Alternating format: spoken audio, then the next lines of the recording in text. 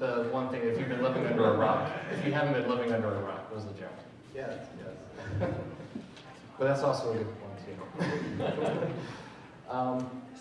Level 3s and 4s, they don't actually have to perform a rock, they just do a self-assessment, check it off. The difference between the different levels is level 1s and 2s are based off of your transaction volume. So those are the ones that are like Walmart's, etc. They actually process the most amount of transactions. So it's not actually the amount of money, it's actually the amount of credit cards they actually process through your systems. So, then there's even more stuff. There's over 220 some controls within the PCI DSS. Yay! So that's a lot of work. So actually PCI kind of recognized this, especially for people that are level, whoa, they're a little high.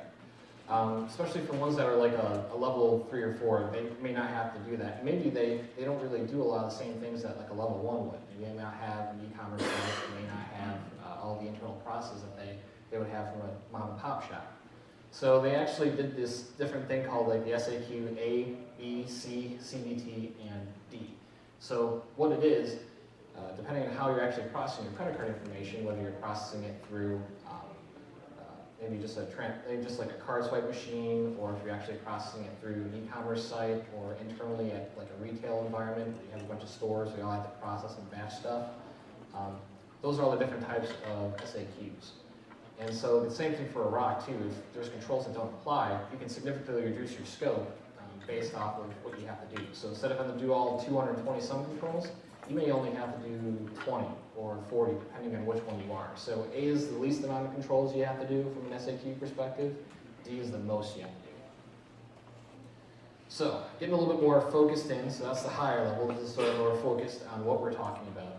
And this is about e-commerce sites. So this is essentially the control from PCI standard itself. So you can do one of two things. You can either do a code review, or you can actually perform or actually just install a web application firewall. So when you have an external facing, so this is something that's available to the internet, like e-commerce site or web application that processes, stores, or transmits cardholder data, that would be what's in scope. You have to perform one or two of these types of assessments. So what's the intent of the control? Well, let's try to prevent malicious input getting into your web application. That's essentially what it's supposed to try to prevent. There's also a list of controls within one of the prior controls called 6.5, which tells you all the different vulnerabilities to try to prevent actually talk through.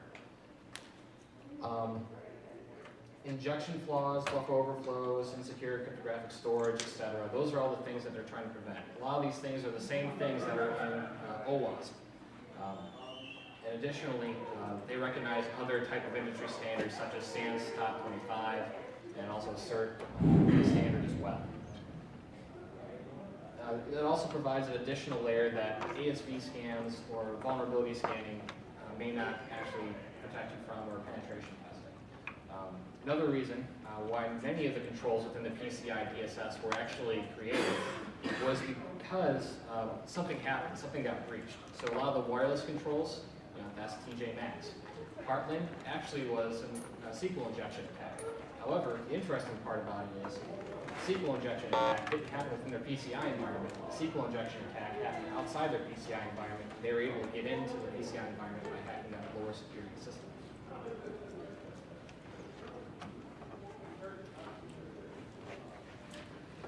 So how can a company comply with requirement 6.6? So there's different, there's two general things you can do. You can perform some sort of code review, and this is what they define as code reviews, and then you can also do a WAF. So what they consider code reviews is one of the following. Either a manual review of the source code, you can also do some sort of more scan-based static code analysis tool for like an actual code review, or you can also do web application vulnerability assessments. So you can either do a more manual one where you're actually inputting information in, or you can use some sort of scanning tool like app scanning, etc. So here's a big long list of a bunch of different requirements that a WAF has to have in place. So all this guidance came from an information supplement from the PCI Council themselves. It was originally based off of PCI 1.2.1. We're currently on 2.0. So it has to make sure it meets all the PCI DSS requirements, reacts appropriately to vulnerabilities, so it's either going to alert you, block something, or allow something to go through. It has to make sure it meets the OWASP top 10 and/or requirements identified within 6.5, etc. So there's all sorts of kind of things it has to do. It has to support SSL encryption correctly, inspect web service managed messages, etc. That sounds a lot like DPAC inspection. Kind of, Okay. but I mean, a little more specialized. right. It's basically about the input and output of a lot of the web application services and protocols. So HTML, XML, etc. So making sure that whenever something goes in, it's not meant to try to put some sort of junk garbage in and try to attack the system or try to do some sort of SQL portal. So here's some additional recommendations or capabilities that may be considered within different environments. So here's the funny thing about PCI. They always give you very broad type of advice or guidance. The reason why they do that is because many organizations have many different types of environments. So one person may have e-commerce, one person may not have an external e-commerce system. One person may have to abide by other federal laws. Maybe they don't have to. Maybe they're a publicly traded company. They don't have to abide by anything other than like SOX or something along those lines. So they recommend prevention detection session of token tampering. So basically cookies or other sessions, making sure people can't impersonate sessions, etc. They may also require that you have some sort of FIPS hardware key storage support. So maybe you're using some sort of HSM device to actually do encryption for your cardholder data. So those are some of the things that they recommend that you at least visit or look at when you're implementing your WAF. I think that the one actually just before, the fail open or fail safe considerations, like it doesn't say, it has to block traffic from going through if it fails. It's like, oh, you should consider whether or not you want to allow your web application to firewall that's supposed to be protecting your e-commerce site to allow any traffic through if something goes wrong with the web application firewall. So I just thought that was kind of funny when I saw that. The other thing is too, in some cases it may be bad if your website goes down permanently because maybe that's your only source of income. So if your site goes down, if you lose 10 minutes depending on your organization, that might be a lot of money. All right, so now I get to talk a little bit about what I don't like about the standard. First of all, this is how PCI DSS 6.6 fails. So many scanners and web application firewalls, with the default configurations and stuff, they don't even detect these sorts of vulnerabilities that are in the OWASP top 10. I looked at a couple of different commercial products, scanners and web application firewalls, and I've just seen that it's not doing its job. It's not really doing what it's intended to do. The other thing.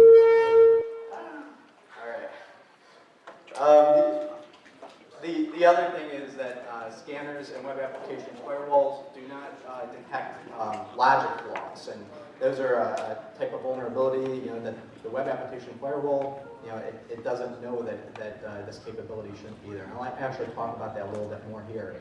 And then also, it produces a false sense of security. So you've got these developers out there that are like, yeah, that's fine. Let's just drop raw input into the SQL database here. Yeah, that works just fine. Don't worry. The web application firewall will protect us. It's kind of like, they don't even bother to try to make a decent product because they're expecting their web application firewall or their vulnerability scanners to detect all this stuff. It's like, oh, okay, I'm not going to worry about security. Let's run the scanner. I fixed those 10 issues. Now we're good to go. Let's throw this over in our environment, and we should be good. So I just think that there's some major problems with that. So what I did was I downloaded 3 commercial grade web application firewalls, and I took them and I was like, so what will it take to get cross-site scripting to execute in the default configurations of these? So that should be noted up front. That's my disclaimer. I use the default configurations of these web application firewalls, and it literally there was like in most of the cases there was a little button that's like default level of security. I was like, yeah, I'll do that. And then it's like, you are now protected from cross-site scripting, SQL injection, directory traversal. And then there was this long list. It's like, oh, wow, I feel pretty good about myself now. I don't have to do anything else. I can just attack this thing, and the web application firewall will save the day. Yes? So are these software layers that go on the server? Yes, actually, these ones, I think that one actually a virtual machine that you actually had to configure to have all the traffic go through, but the other two were definitely that way. I also took a look at Barracuda. Yes? Yeah, essentially, you just put it on, in some cases it was just an extra layer that had to go through on the same web server before it actually hit the web application layer. And then in other cases, it was a proxy where it had to actually go through the web application firewall.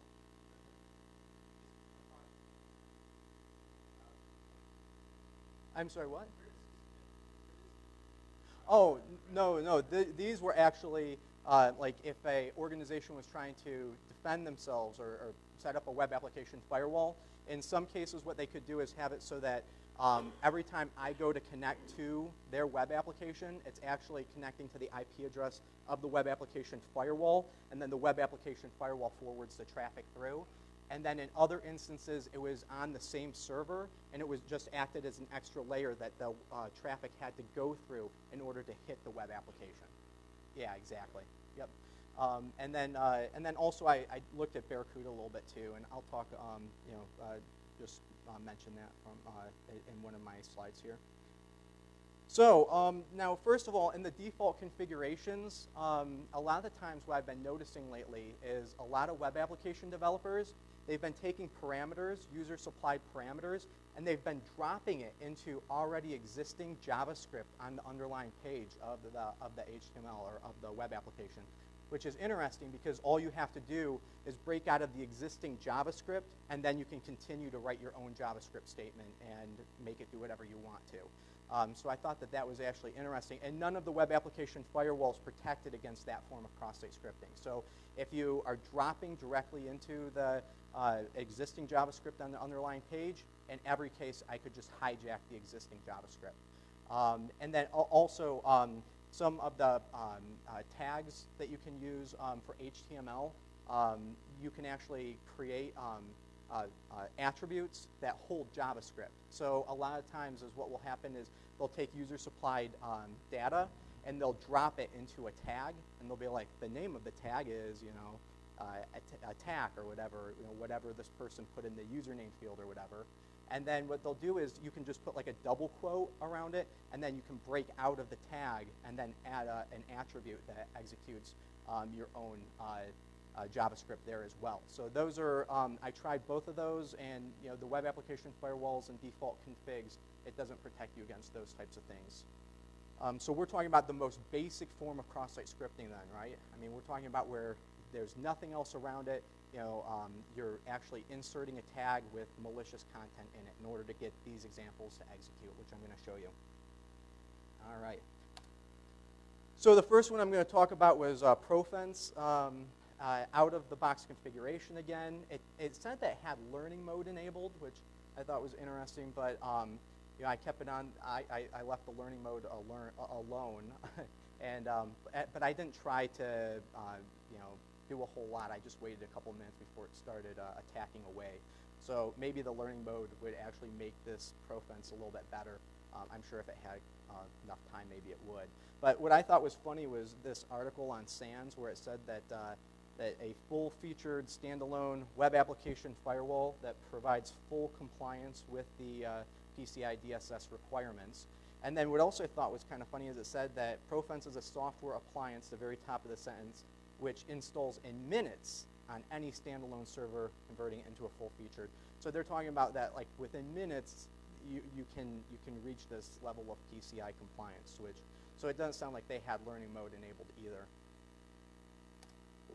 All right, so what did it take for me to get this to work? So, I mean, what's good is this was blocked, right? I mean, so our most basic form, I would hope that this would be blocked, or I would probably cry. So what worked? That worked. So can you spot the change? So what did I have to, what did I do differently here in order to get this to execute? Well, that's it. I just eliminated that last greater than symbol there, and it executed. That's all I had to do.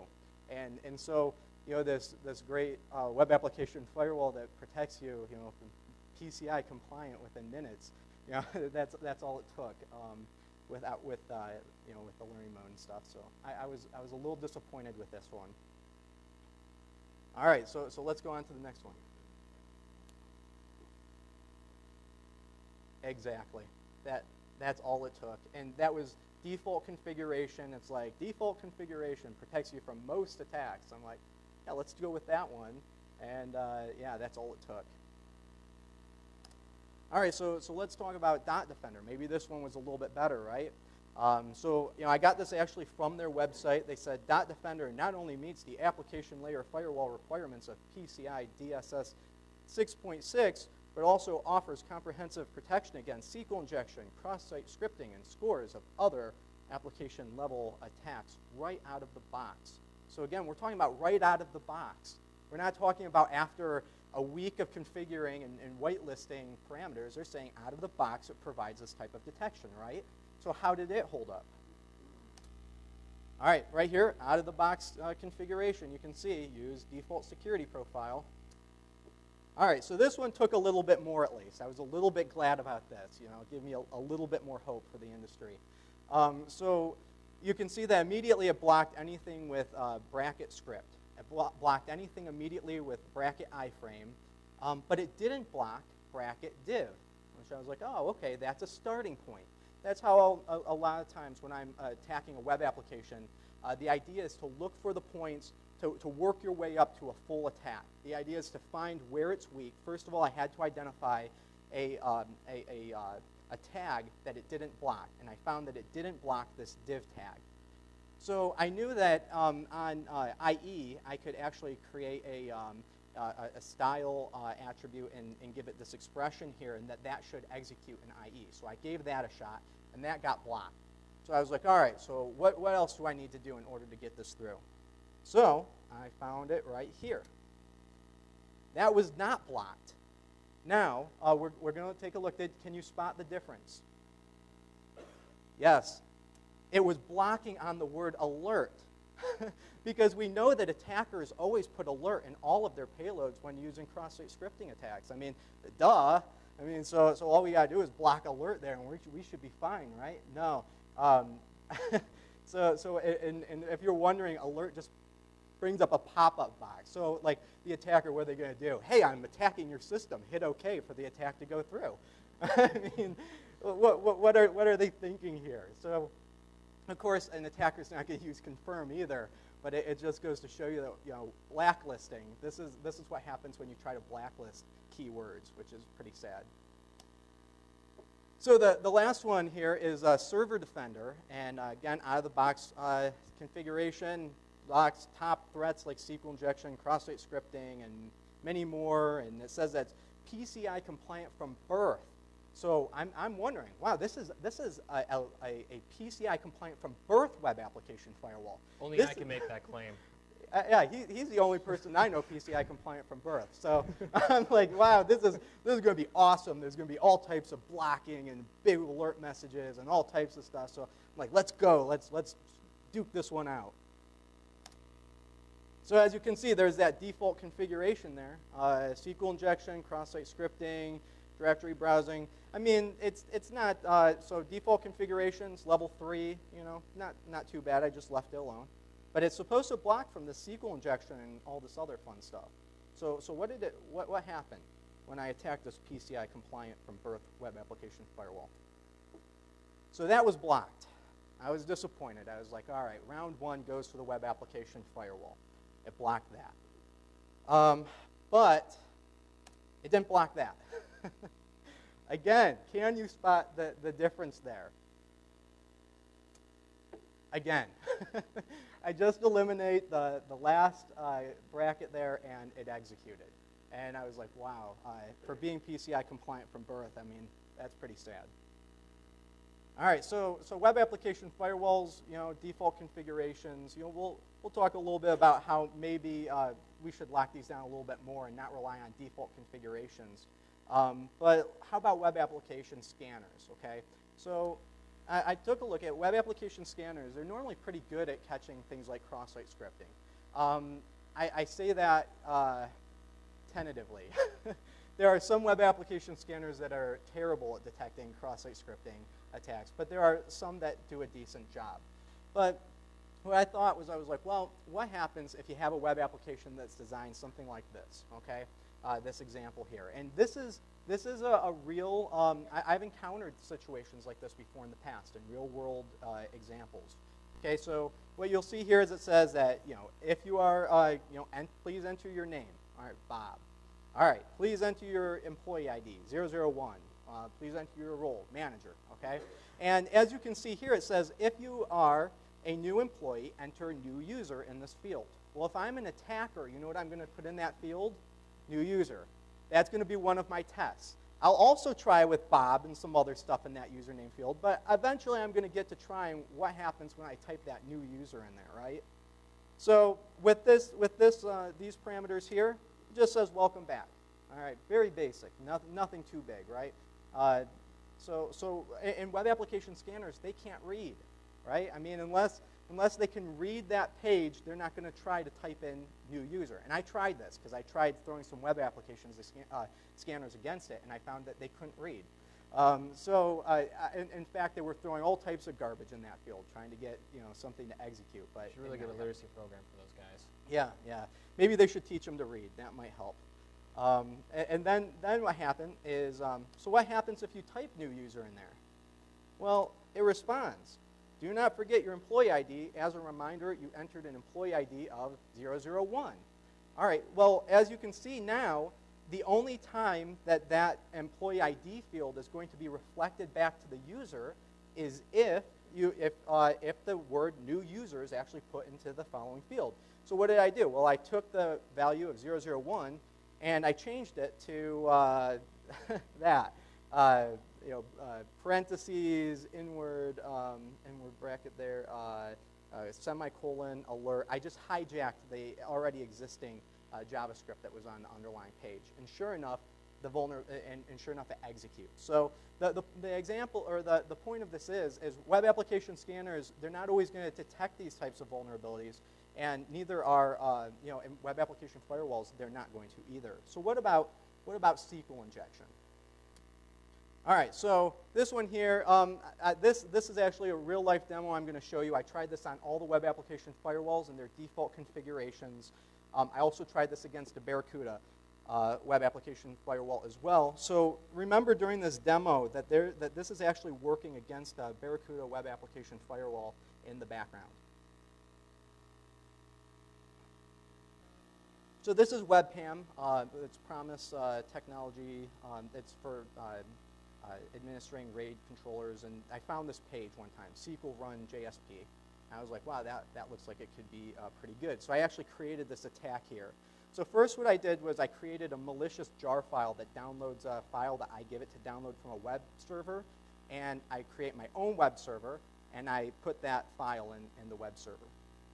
Then what I did was I started the Apache server, and then I created a interpreter payload that connects back to my evil machine, and I put that on the web server too.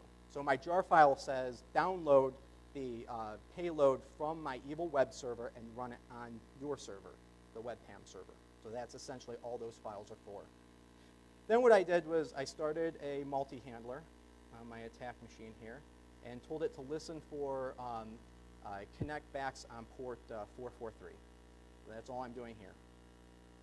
Set L port 443.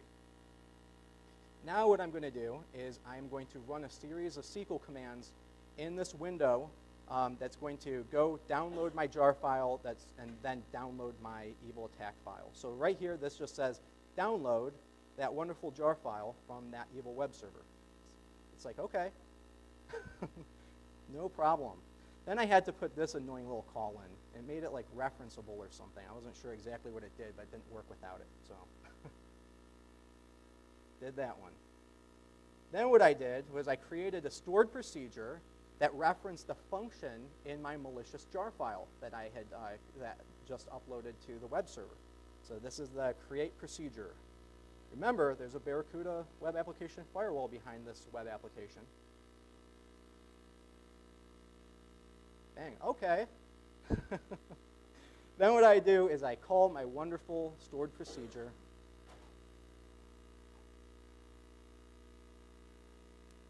And it goes ahead, says, sure, I'll execute that stored procedure for you. And what happens? I get a shell back.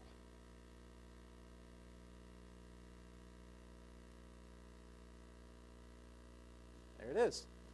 All right, so that was very, very concerning to me. And in fact, I found that the web application firewall was blocking on like 1 or 2 keywords, and I just recreated my SQL statements to eliminate those keywords, and it worked just fine. So, but as you can see, if the web application firewall is not protecting against those types of attacks, I mean, there were ticks and all types of garbage in that. I mean, I was surprised that it didn't catch any of that.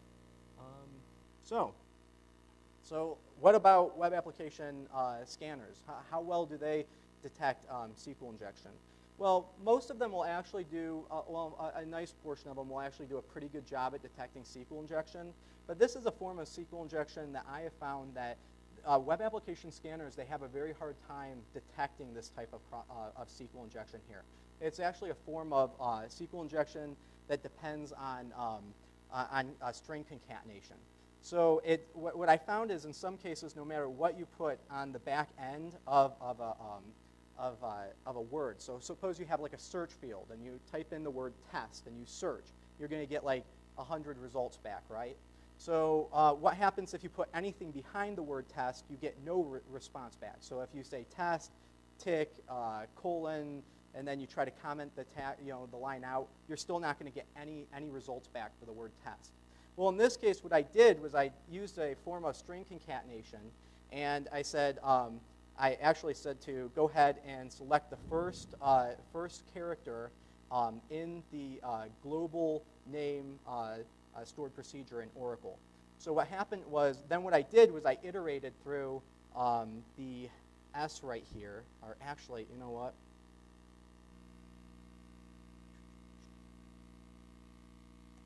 Sorry. Yeah, that's better.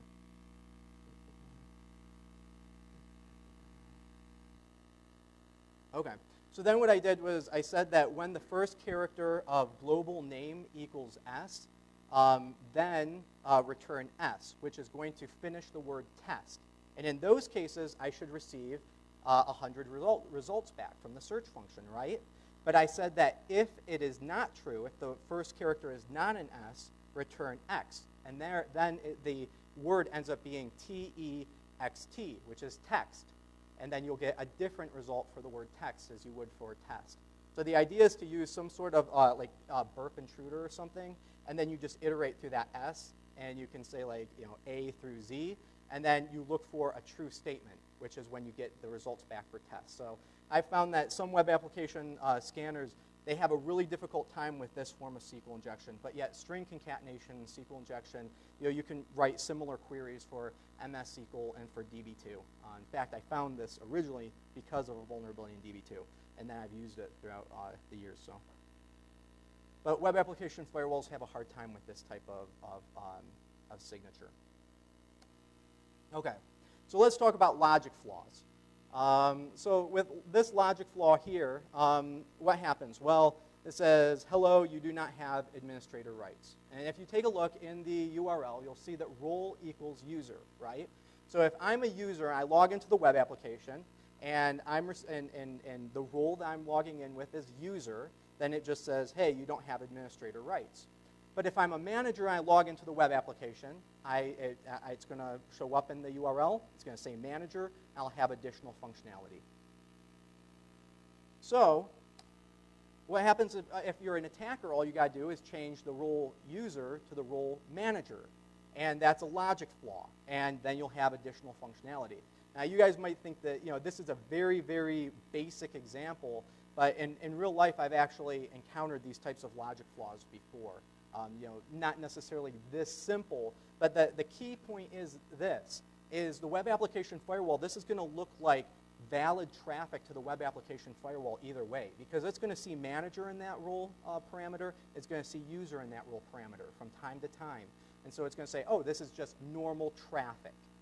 But you can see here that's a logic flaw. And web application scanners, they don't understand that. They don't understand that, oh, I changed it to manager. Oh, I see I have this additional functionality. So that's a vulnerability that web application firewalls and scanners are not going to find. So let's go ahead, and now we're going to talk about the objections a little bit. Let me make sure we have some time. Is it it's 11:34? We're good? Okay, cool. All right, so scans, according to the PCI DSS 6.6, it doesn't say that web application scans have to be authenticated. So that's a big problem, right? I mean, so what happens? Well, a lot of times you have these e-commerce sites, right? And it says register in order to create a user account. Now all I got to do is go, oh, okay, I'm going to register a user here, and then I'm going to log into the application, and then I'm going to try to attack the web application from the inside, right? I mean, that's how an attacker is going to think. Well, the problem is because PCI does not require or does not say it has to be an authenticated scan, that the web application scanner is going to scan the login field, and it's going to scan the username registration field, but it's not going to actually use credentials to log into the web application to try to find the vulnerabilities. So the outside could be all crispy and hard and difficult to bypass, but then you put in the initial parameters, and then you're in the web application, and it's crawling with SQL injection and cross-site scripting and all types of other vulnerabilities. So that's one of my objections to PCI DSS 6.6. Go ahead, Dave. All right. So this is my thinking of what PCI has sort of provided and things that we need to sort of consider when using PCI compliance and how it sort of deals with some of the issues that he's talking about. So for this particular thing, currently there is no standard for code review outside of the 4 different areas that were identified, such as a manual code review, some sort of statistical analysis, static analysis of code, using some sort of scanner, or using a manual code. Essentially, you have to know what tool you're actually using and have a little bit of smarts around using that tool. So if you know that your application has some sort of authentication to it, you have to be able to see or be able to configure your tool to use authentication with it, or else you're not going to be able to find the results that you're looking for. Once again, compliance does not always equal security. You can be very much compliant within your PCI environment, but not actually secure within your environment. And also sometimes PCI has been referred to as the minimum security standard, which I pretty much agree with. An additional thing that's an issue is the scope of what you're looking at, and also the amount of resources you have within your organization, and how your e-commerce system actually works, or your web application actually works. If you're a mom-and-pop shop, and you're not really processing credit card information, you don't have too many processes of credit card information or transactions going through that system, you may not have the ability to actually buy commercial standard tools. You may have to use something free to actually do your assessments. But once again, you really should be using a layered approach, because even within the guidance they say we recommend using a layered approach when having a WAF in place, maybe doing some sort of code review, or maybe instead of just doing one of those things that are identified within the code review, maybe doing 4 of them, or 3 of them, or 2 of them. Basically, so you catch other things. Yeah, and this is his response, of course, and I don't agree with it necessarily, but that's but I do agree with compliance does not equal security, and the biggest problem is, I think, that with this here is, I think that there needs to be a little bit more guidance. I read over the standard, and it should say something like, hey, if there is authentication in front of the e-commerce site, you have to perform, if you're going to use a scanner, you have to perform an authenticated scan. So, I mean, there's some general guidance, but it's way too broad. There's not enough information in there to really help, I think, perform a good audit, unfortunately. But that's just my opinion. Yeah. And then also PCI DSS 6.6 does not protect against the web applications, or does not protect them from these business flaws, or these flaws in the web application, right? The logic flaws I showed you earlier. As I talked about earlier, scanners, they just can't think like an attacker, right? I mean, I was able to read, type new user here. I'm like, hey, type new user. All right, oh, it executed. Another thing that I've encountered is like this, it's like a delayed form of cross-site scripting. So it's like it will take a parameter on form 1, but it won't actually return the parameter until form 5. So I mean, these like delayed cross-site scripting, these other logic flaws, they're just not being detected by scanners and web application firewalls, unfortunately. So so what they're trying to do is not that effective in a lot of instances. So once again, at this time, code reviews only required to protect against top vulnerabilities identified through either 6.5 or one of the industry standards. Does not necessarily, maybe within like OWASP, outside of that top 10, there may be other additional things such as business law flaws, etc. But this is basically the minimum standard that you have to protect against from PCI standpoint. When PCI wrote the PCI DSS, they wrote it based on a risk-based approach. So they kind of take out the risk figuring out for you, so to speak. So when you implement these controls, it's pretty much you implement those controls or you're not compliant. And that's the way PCI works. You're either compliant or you're not compliant. If you don't meet all of them, you're not actually going to become compliant. So some of the other things is that the intent of it was to try to find additional things within your web application. That's why you're doing these types of assessments. So you should also try to perform other layered approaches within within your application. So they tried also doing penetration testing and making sure that application testing was also included within your penetration testing. So running, just Nessus and then using those results and exploiting those results, in my opinion, doesn't really equate a penetration test. You should also be looking at the application layer as well. Once again, I think the best approach between all these different things, whether it be a WAF or whether it be doing some sort of code review, you really need to strike a balance between doing automated assessments and manual assessments. Because if you don't strike that balance, there's going to be things that the scanner's going to miss, and it may be so many different pages that you don't have physically enough time to actually go through every page on your website. So it's really trying to strike that balance of doing manual assessments and also using automated systems or manual automated systems and automated applications or systems. And then we have here, so this objection is pretty obvious based off of my presentation here. Is the OWASP top 10 vulnerabilities a lot of times are not getting blocked by the web application firewalls, and scanners do not always detect them. So if that's the case, then is it failing? I mean, it's obviously failing the intent of PCI 6.6. So what good is it? And we can't really expect so as a PCI auditor, you can go on site and go, oh, okay, the intent is to block against cross-site scripting, SQL injection, and directory traversal, and directory browsing, and all this other stuff. But the problem is this: what happens if the auditor goes on site, takes a look at the configuration, and goes, okay, I see the default configuration blocks against cross-site scripting, SQL injection, and all this other stuff. Without somebody actually trying to bypass the web application firewall that's already there, how do you know if it's being effective or not? And since PCI DSS 6.6 says that although they recommend both a web application firewall assessment or web application firewall and the code analysis, but they said that they don't require it. So I'm just wondering, how in the world does it know that the scanner is finding this stuff, and how does it know that the web application firewall is effective if it's claiming to be?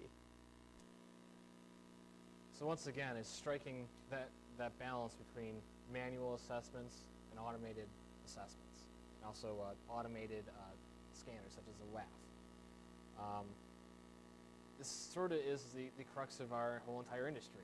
You're not going to be able to find every single vulnerability within your environment. And there's always going to be ones that aren't going to be discovered yet. There's always going to be ones that maybe you just missed when you're doing your assessments. So this pretty much the nature of our whole entire industry. And just like any traditional firewall, you know, there's ways of getting around firewalls. There's ways of encoding traffic. There's ways of spoofing traffic. So that way you trick the firewall into allowing you to get in. And same thing happens with web application firewalls. And once again, it's always about using some sort of layered approach. Especially, you know, using some sort of, especially from the guidance of, you know, the Success 6 supplement. You have to use some sort of layered approach from penetration testing, vulnerability assessments, and that's what PCI requires. So, once again. Now, this next one is my favorite, okay? Because we're also an ASV, which is an approved scanning vendor, okay? So what happens when you're an ASV is once a year, the PCI Council is like, all right, we're going to set up this test environment for you, and you have to scan the test environment, and if you find a certain number of vulnerabilities, and if you do give correct reporting, and if you do all this stuff, you're an approved scanning vendor, okay? There is nothing in place for these web application firewalls or scanners to be certified as an approved scanning, an approved web application scanner for PCI 6.6, DSS 6.6, or the same thing with the web application firewall. So what? So I download a free web application firewall and throw it in front of my web application, and you know, and then that's acceptable. You know, and if I have a Barracuda, that's acceptable, and if I have Profense, that's acceptable. Like any web application firewall is acceptable, and any scanner is acceptable. I mean, there's no certification process in place for these. So what I would propose, I think, would at least be better and would at least make me sleep a little bit better at night, would be if maybe the web application firewall guys, okay, perhaps what happens is they say, hey, I want to be considered for certification from PCI, for certification. Then what PCI does is they say, okay, what are the configurations in this web application firewall that need to be configured in order for your proposed PCI compliance guidelines? And then they could say, all right, configure the web application firewall this way. All right, then what happens is PCI takes the web application firewall and tests it. They have a vulnerable environment that they know where all the vulnerabilities are. They put the web application firewall in front of it, and then they try to exploit the vulnerabilities using a whole bunch of different techniques. And depending on how well the web application firewall is able to protect the system, then it's either approved or it's denied. Same thing with the scanner. Yes?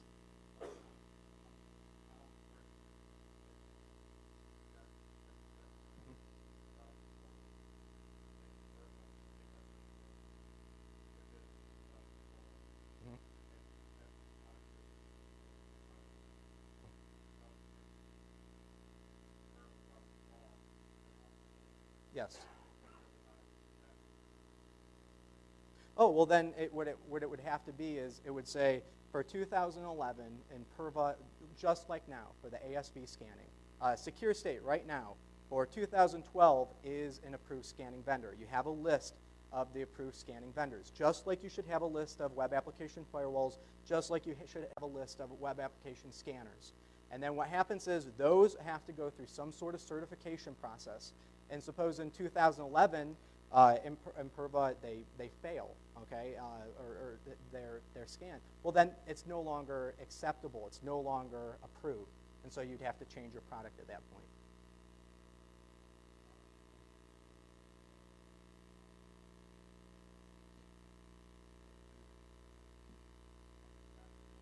Well, I mean, then that's the organization. I mean, the organization shouldn't have signed a 3-year contract with them then. What I'm looking at is I'm saying I'm worried about my information being protected, and it's not fair that my information is in danger because these organizations don't have to have some sort of standard that they have to comply to. perhaps what you do is you say, okay, Imperva, you failed. You've got 3 months to get your act together, because Imperva's not going to want to lose all that business. They have 3 months maybe to get their act together, and I can see the PCI Council working with them a little bit. And if Imperva's not willing to clean up their act a little bit, then it's probably not good for organizations to be using the firewall, and they should probably drop out of the industry at that point, which is probably what would take place. But that happens all the time, right? I mean, we have software that eventually becomes obsolete, and Imperva at that point would just become obsolete.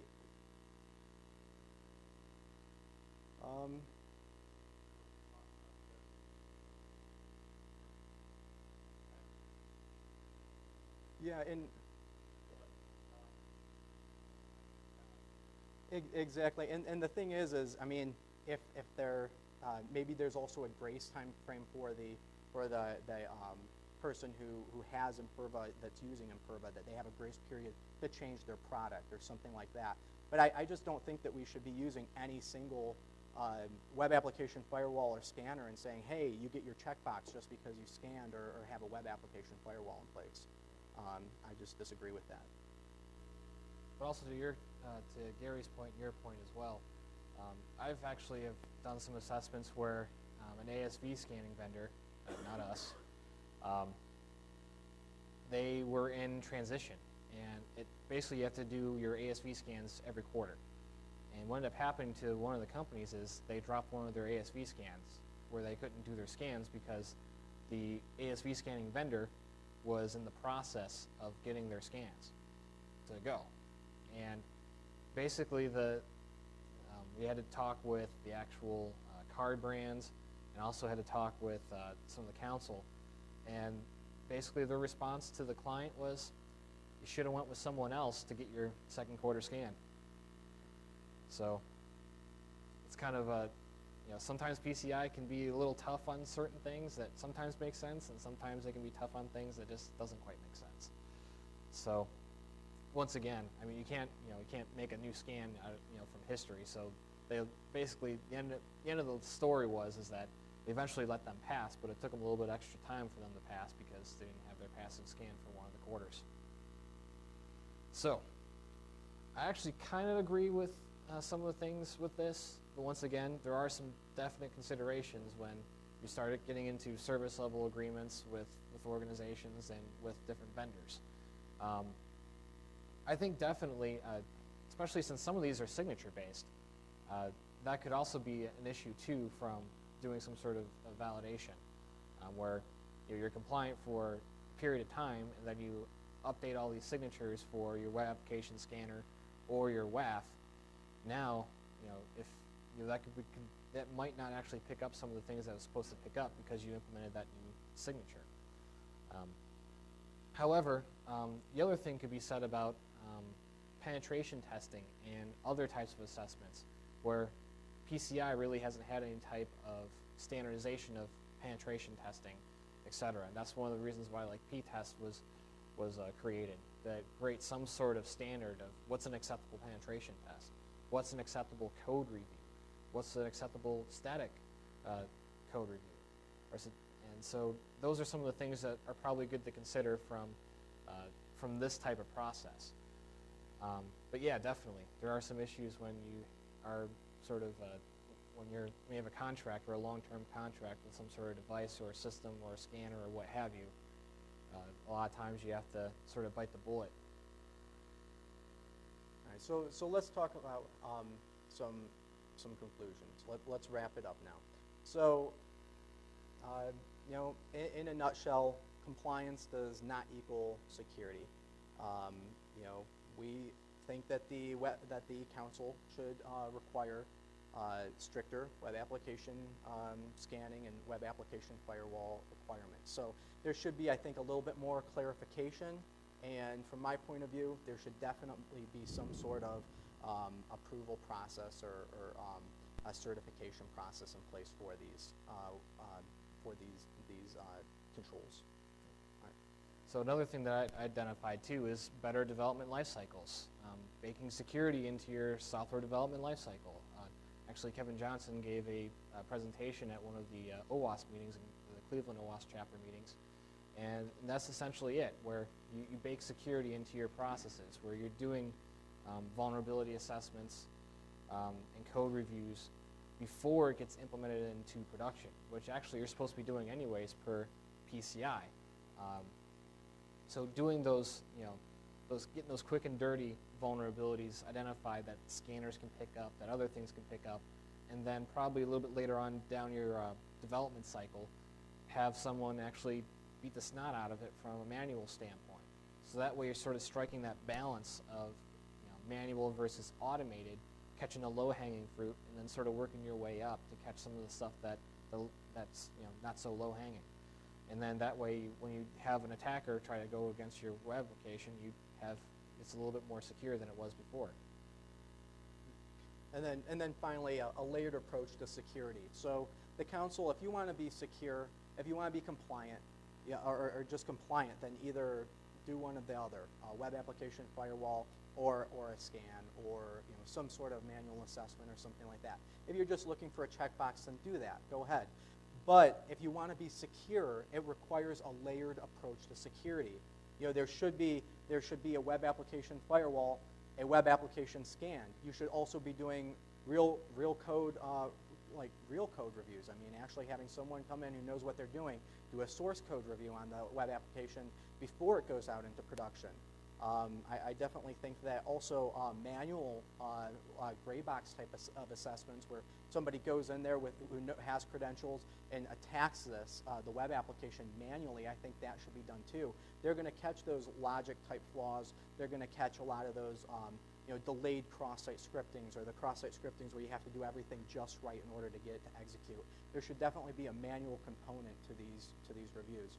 So, I mean, you can't just rely on one product or one process to protect you. You have to have a layered approach. And then there's some of our references, basically a lot of the PCI Council documentation, and also Kevin Johnson's presentation on developing application security testing within your SDLC. So, any questions? Yes. Yep.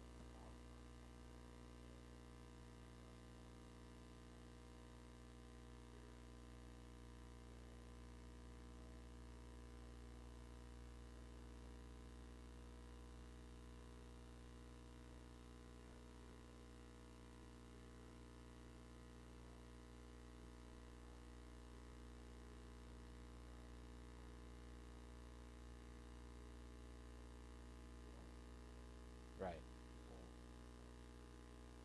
Right. So I guess the biggest thing from that standpoint, we did break into these things using the default configurations from a WAF standpoint, and then also, you're basically saying that it does take some configuration to do it, and that's right. If you configure it right, you know the environment, you will be able to probably protect yourself from a lot of vulnerabilities. But then in all fairness then too, if you're really trying to protect your environment and you're the PCI Council and you're trying to, because remember, this is not every web application that has to have this in front of it. It's every web application that stores, processes, or transmit cardholder data. And I definitely, and if it's not segmented from the rest of the network, then all of those definitely fall in the scope, I believe. Yep. But definitely, I mean, you're talking about something, a very sensitive web application here. And I mean, there needs to be a little bit stricter guidance, I think. So Right. if you're PCI and you say, hey, don't use a default configuration, you need to be whitelisting, and this is why. And also marketing too is another issue as well. And then in the back?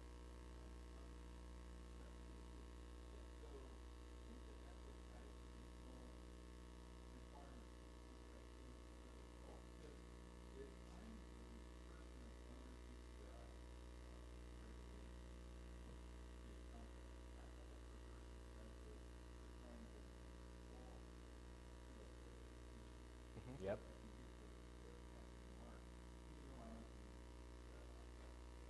Yep. Now, what I would say is, that's why I think that certification process is so important. So don't leave it up to the QSA to go in there and go, oh, look, you're protected from everything because you have the default configuration in place, because then it's an incentive for the QSA to lie. essentially, or I don't want to go there, but, but to get a crummy QSA then so that they pass it. But if you had that certification process, then you have somebody, a third party, evaluate the web application firewall or the scanner and see how well it actually is performing the job that it's supposed to. And then the QSA has no choice. It's like, okay, do you have an approved web application firewall with an approved configuration, yes or no? And then the same thing with the scanner, because if not, you could just use Also, another thing is too, from like payment applications that are PADSS compliant, an actual, someone that's not only a QSA, they're also a PA QSA. They actually have to perform that assessment on those type of applications. And so when they actually perform that assessment, they then have to also submit that application to the council for them to review it as well. So there's incentive for the PA QSA to find the vulnerabilities, and also incentive for the company or the third party to actually, get that stuff up to snuff. So it's sort of outside the QSA's realm of validating those type of third party things. Because basically, me as a QSA, I would say, is it, whatever validated? Is it PA DSS compliant, or is it a WAF that's compliant to PCI? I would see that, look at the implementation guide, say, yep, it is, and then we're done. So it's kind of outside like the QSA, but definitely right. If you have someone that's not as well qualified, you're going to have those types of issues sometimes. Yep.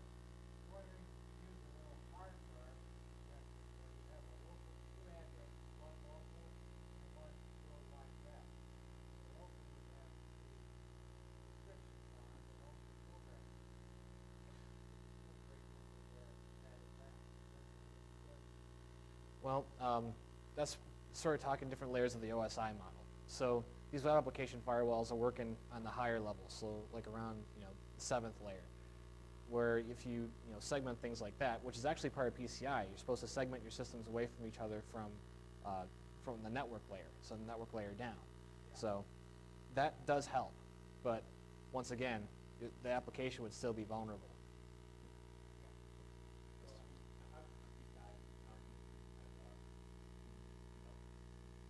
Yep.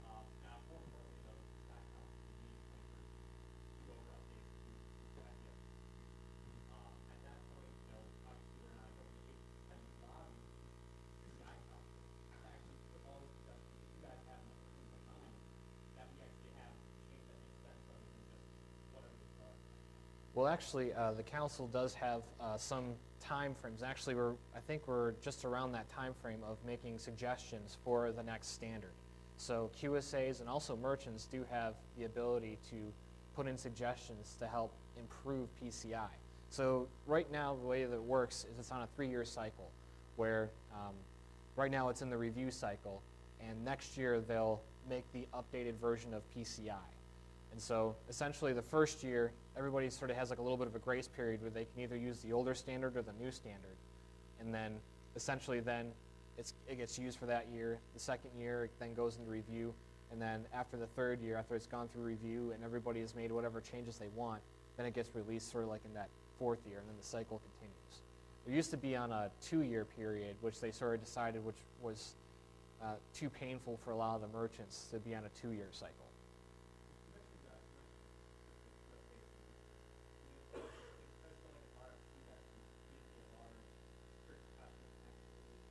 I imagine, I don't know if there is, but I imagine if you go on the website, they have contact information, so you can always write to them. As far as whether or not they actually get it, I don't know. All right. Well, yep. Go ahead.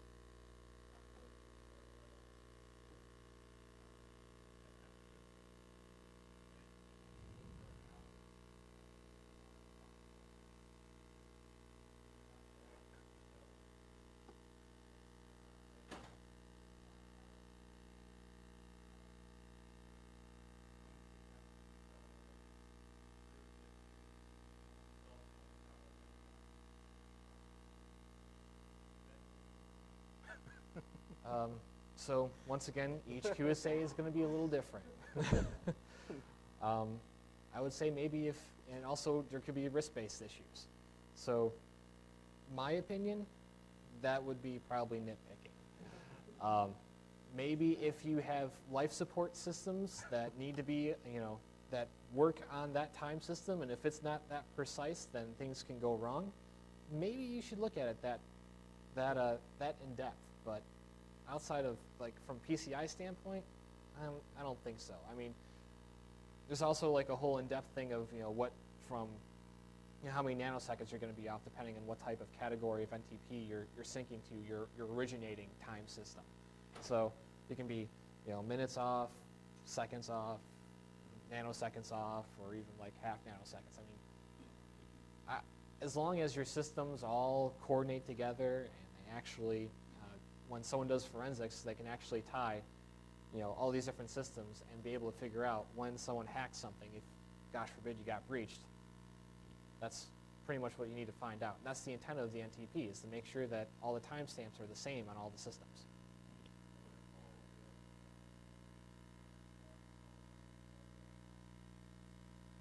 Oh, okay. Makes sense.